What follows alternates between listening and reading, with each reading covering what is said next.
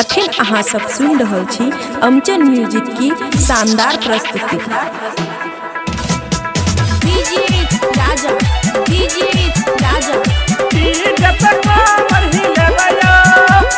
खुशी recording studio बलुआहा। बड़ी घरदार चौक दुर्गा मैया के होई छै विसर्जन, होई छै विसर्जन। हे यो दुर्गा मैया के होई छै विसर्जन, होई छै विसर्जन। हाँ हाँ दुर्गा मैया के होई छै विसर्जन। सब बटे मिल के कहलबे दर्शन, सब साथ में मूर्ति उठेबै हम डीजे पे कमर हिलेबै, दुर्गा मैया के मूर्ति भसेबै। हम डीजे पे कमर हिलेबै, दुर्गा मैया के मूर्ति भसेबै भसेबै।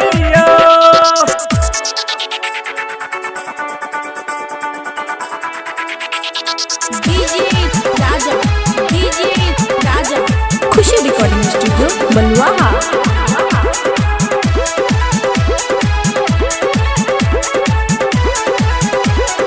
बड़ी घरदार चौक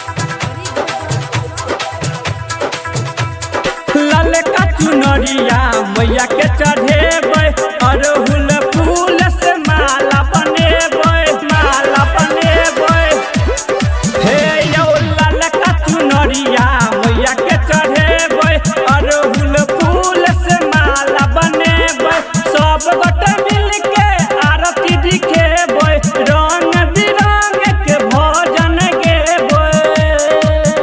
हम डीजे पे कमर हिलेबै, दुर्गा मैया के मूर्ति भसेबै। हम डीजे पे कमर हिलेबै, दुर्गा मैया के मूर्ति भसेबै। हम डीजे पे कमर हिलेबै, कमर हिलेबै।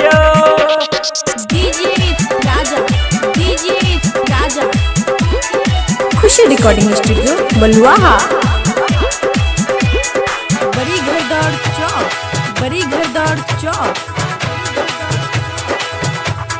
हाँ हाँ चम चम चमकोई मैया पंडाल में, आयल चियसरा लगा के दरबार में, दरबार में। हे यौ चम चम चमकोई मैया पंडाल में, आयल चियसरा लगा के दरबार में। दीपक यादव गाबै छै भजनियो, राइटर बैजनाथ लिखेले भजनियो। पंकज चंदन के साथ में ले लो यो, हम डीजे पे कमर हिलेबै, दुर्गा मैया के मूर्ति भसेबै। हम डीजे पे कमर हिलेबै, दुर्गा मैया के मूर्ति भसेबै। दुर्गा मैया के होई छै विसर्जन, सब गोटे मिल के कहलबे दर्शन। सब साथ में मूर्ति उठेबै, हम डीजे पे कमर हिलेबै, दुर्गा मैया के मूर्ति भसेबै।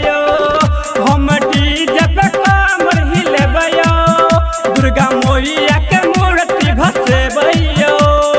खुशी रिकॉर्डिंग स्टूडियो बलुआहा।